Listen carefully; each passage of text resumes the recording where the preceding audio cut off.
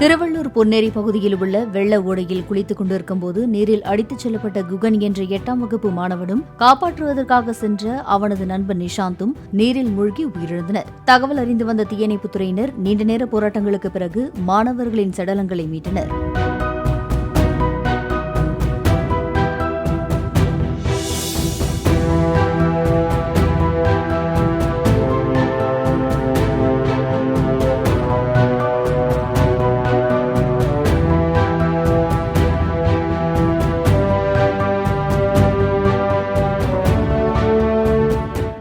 Play store மற்றும் app ஸ்டோரில் இருந்து பாலிமர் செயலியை QR கோடு மூலம் பதிவிறக்கம் செய்யுங்கள்.